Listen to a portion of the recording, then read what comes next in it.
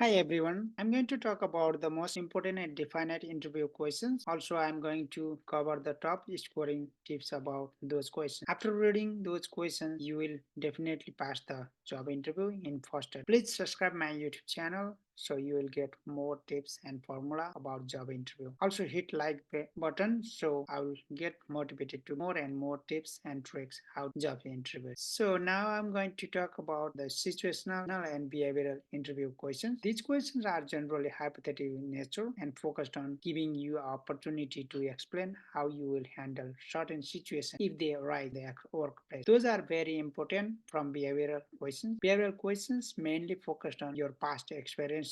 Situational questions only ask you to imagine some future situation. Behavioral questions are usually framed in tell me about a time or describe an instance where you, while situational questions add up more on a imagine if or what would you do format type questions. The easiest way to differentiate them is to remember that behavioral questions are focused on the past, meanwhile situational interview questions are future centric and more hypothetical in nature. Why do interviewers ask these hypothetical questions anyway? Situational interview questions can be a great way for a company to go to know as a person and a professional, while your resume is an invaluable tool to help hiring managers understand your experiences and quality. They are still just dry documents without personality or flavor. Even the best and most compelling resume only tell part of your story. When it comes to figuring out what type of person you might be, with situational questions, a good hiring manager can explore your thinking process, your values, your priorities. These questions also provide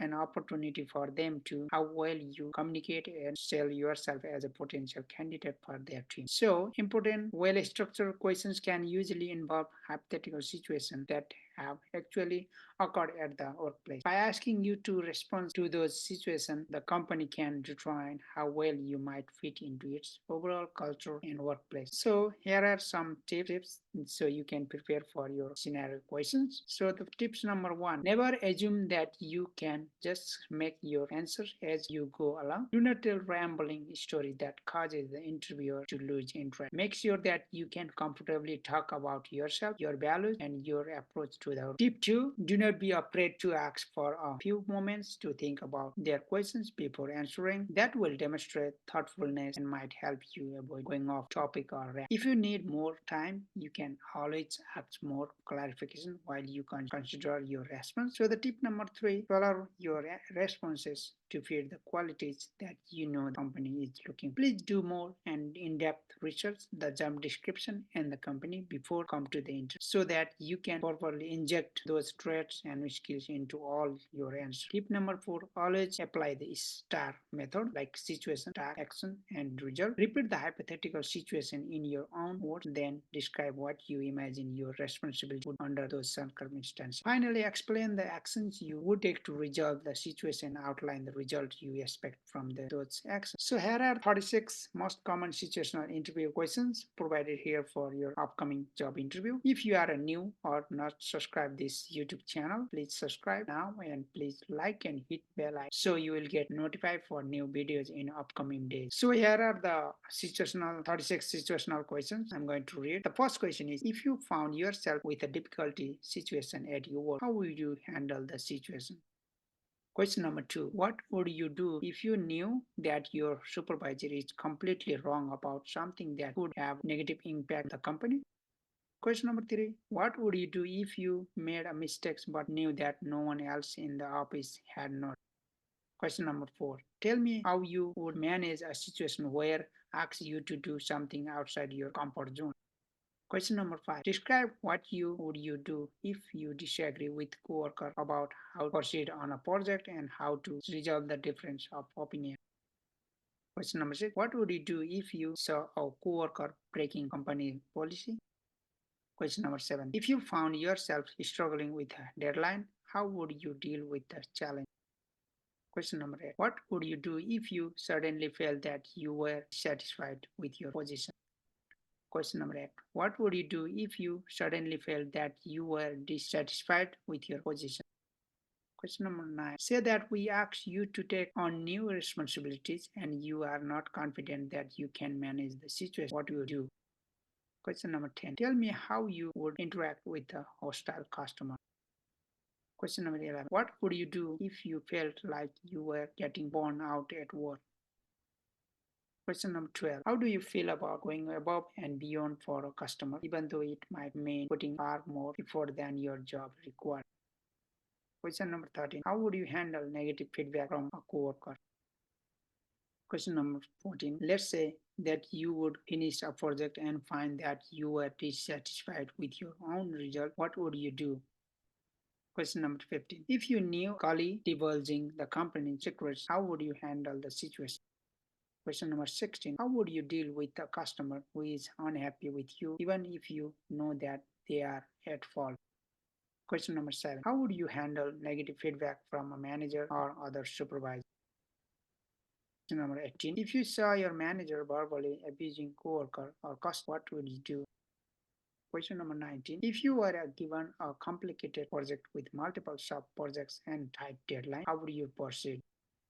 Question number 20. How would you react if you offered a reliable suggestion for fixing problem and your colleague ignored your input?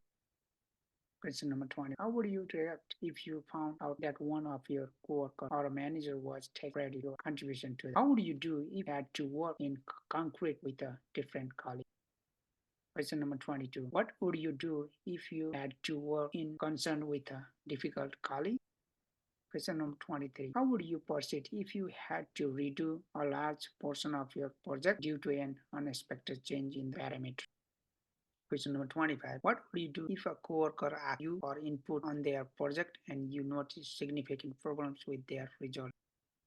Question number 26. How would you react if you were collaborating with a coworker and they insisted on doing everything there? Question number 27. If you could only do something perfectly well but slow or just do an adequate job, do it fast, which would you opt for and why? Question number 28. What would you do when you have completed all your tasks at work and find yourself with free time? What do you do with that time? Question number 28. What do you do when you have completed all your tasks at work and find yourself with free time? What do you do with that time? Question number 29. We all have times when we fail. How do you deal with failure? Question number 30. Imagine that you are relying on communication from a manager or other coworker to get a project done and they are not responding in a timely manner. What is your response? Question number 31. If the workplace went through a major change, how would you adapt? Question number 32. Can you tell me how you plan to assist in your own onboarding to ensure that you get up to speed as quickly as possible? Question number 33. What process do you use to set your own work goals and how do you meet those goals? Question number 30. Can you tell me how you would define a success in this role? Question number 34. Can you tell me how you would define success in this role? Question number 35. What would you do if a client asks you to do something that you knew would cause their project to suffer? The final question, question number 36. What would you do if you started work for this company and soon realized the job wasn't for you? So those questions are the situational question, 36 questions. So I'll give all the responses for those questions in next video. So finally, situational interview questions can take many in different forms, but they all have one common ground. They are a way for potential employers to explore your thought process, attitude, and value. If you like this video, please subscribe and here hit a like button and click the bell icon so you will get notified in the next video. Thank you.